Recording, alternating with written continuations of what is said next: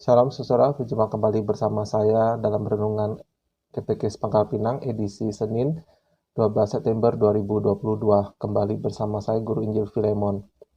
Bapak Ibu Saudara sekalian, tentu kita semua sudah mengetahui bahwa di dalam perjalanan kita mengikut Tuhan, setan adalah musuh yang begitu ganas, begitu bengis. Sejak manusia diciptakan dan Allah tempatkan di Taman Eden, setan sudah mengincar manusia sebab mereka begitu iri kepada umat manusia yang dikasih oleh Allah. Nah, di dalam renungan kali ini saya mengajak kita melihat beberapa cara yang mungkin tanpa kita sadari iblis lakukan, setan lakukan, agar kita mengalami kemunduran rohani dan pada gilirannya iman kita menjadi kendor, bahkan lepas atau kita menjadi binasa karena kita tidak menyadari cara-cara dia untuk melemahkan iman kita ini. Sebelum kita memulai pembahasan kita, mari kita berdoa sejenak, mohon pimpinan dari Allah kita. Bapa kami yang dari surga, kami bersyukur padamu karena hari yang baru Engkau berikan kepada kami. Saat ini Tuhan, di dalam segala kondisi kami, dalam situasi kami, biarlah kami tetap tekun belajar kebenaran firman Tuhan dan untuk menarik hikmat daripadanya, agar kami bisa punya kewaspadaan, hikmat di dalam menjalani kehidupan di dunia ini, sesuai dengan kehendak-Mu ya Tuhan. Sekali lagi Tuhan, pakai hamba-Mu untuk boleh menjelaskan kebenaran firman Tuhan. Di dalam nama Tuhan Yesus kami berdoa. Amin. Alkitab kita mengatakan di dalam 1 Petrus 5 ayat 8, sadarlah dan berjaga-jagalah lawanmu si iblis, berjalan keliling sama seperti singa yang mengaum-ngaum dan mencari orang yang dapat ditelannya. Dari ayat ini kita bisa melihat bahwa setan itu adalah pihak yang ganas yang ingin membinasakan manusia.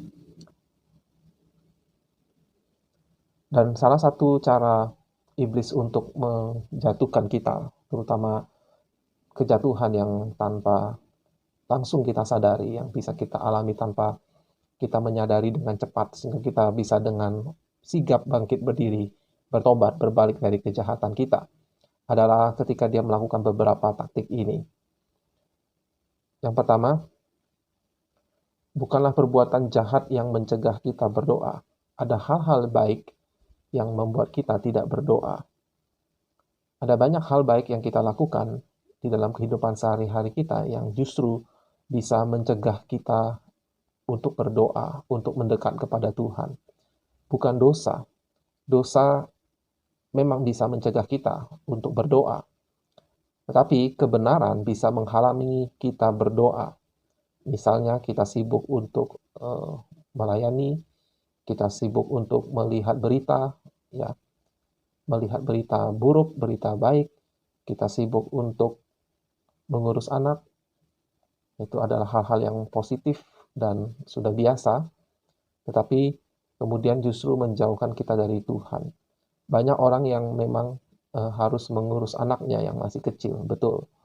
Tetapi apakah ketika kita mengurus seorang anak, mengurus anak-anak kita, apakah kita tetap mempertahankan kerohanian seperti berdoa dan membaca Alkitab?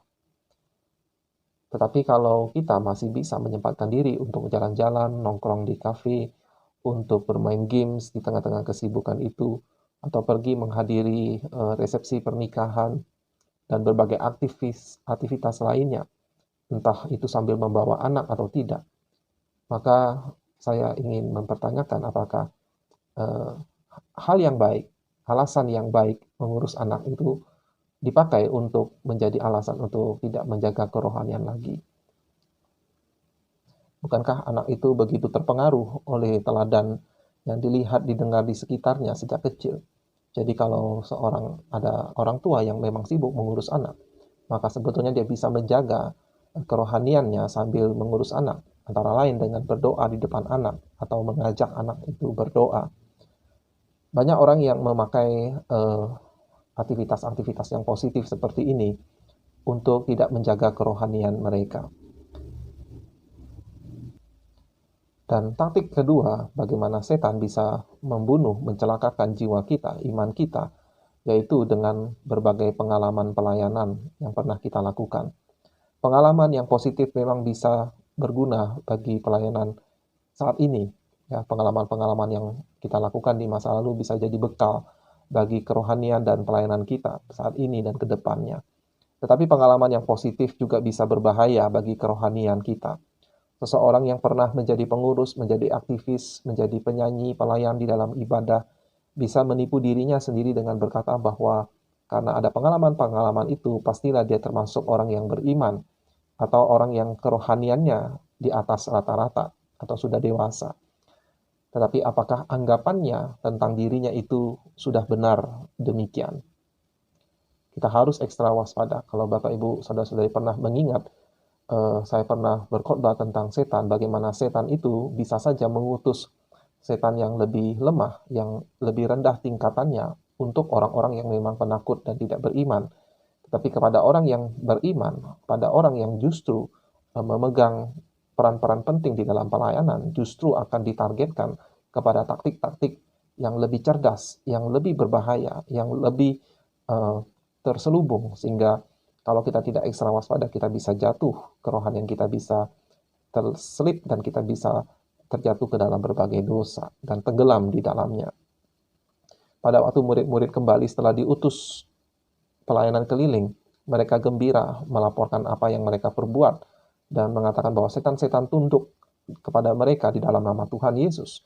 Tetapi Yesus menanggapi dengan serius agar jangan bersukacita karena hal itu, tapi bersukacitalah karena nama mereka tertulis di dalam kitab kehidupan. Dalam satu pengertian, Yesus ingin para murid jangan bangga dengan pengalaman pelayanan mereka. Pengalaman mereka tidak menentukan apakah nama mereka tertulis di kitab kehidupan atau tidak. Anugerah Allah itulah yang paling penting. Perkenanan Allah itulah yang lebih penting. Dan kita tahu contoh yang paling mengerikan adalah Yudas Iskariot. Dia belajar dari Sang Mesias sendiri, Yesus Kristus. Dia mengusir setan dan setan tunduk kepadanya. Jadi sangat mungkin dia pernah melakukan lebih dari satu mujizat. Tetapi pada akhirnya dia tetap binasa. Ya. Sehingga kalau kita menjadi orang yang terlalu mengandalkan pengalaman pelayanan kita dan bukan kebergantungan yang mutlak terus-menerus pada kasih karunia Allah, pada anugerahnya, maka kita berada di dalam jerat iblis dan kita bisa jatuh di dalam berbagai-bagai pencobaan. Lain halnya dengan Rasul Paulus. Rasul Paulus adalah seorang yang berpengalaman dan pemahaman doktrinalnya luar biasa, tetapi perhatikanlah bagaimana dia tetap keras pada dirinya sendiri soal kesombongan rohani dan juga soal keselamatan jiwanya. Maksud saya, dia begitu ketat menjaga dirinya jangan sampai menjadi jatuh karena pengalaman pelayanannya jatuh ke dalam berbagai kesombongan rohani. Dan dia tetap berpaut kepada Kristus, dia tetap bersandar kepada Injil sebagai satu-satunya sumber kebenarannya, yaitu oleh iman, karena karya Tuhan, bukan karena karyanya sendiri. Semakin dewasa kerohanian Paulus, doanya semakin menunjukkan kebutuhannya akan anugerah Allah. Yaitu misalnya di salah satu suratnya yang paling akhir ketika dia sudah lanjut usia, dia sudah veteran. Dia menulis kepada juniornya dan dia mengatakan bahwa dia adalah orang paling berdosa di antara semua orang berdosa. Itu menunjukkan pertumbuhan rohani yang justru semakin bergantung kepada anugerah Tuhan, semakin peka akan kelemahan-kelemahannya dan dosa-dosanya. Karena semakin dekat dengan Allah yang kudus, semakin kita menyadari ketidaklayakan, kekurangan kita di hadapan Allah yang kudus itu. Jadi hati-hatilah terhadap perasaan kita, terhadap pengalaman kita, terutama dalam mengikut Tuhan dan di dalam pelayanan kita. Jadikanlah pengalaman kesuksesan pelayanan di masa lalu itu sebagai pengingat bahwa kita terus membutuhkan anugerah Tuhan.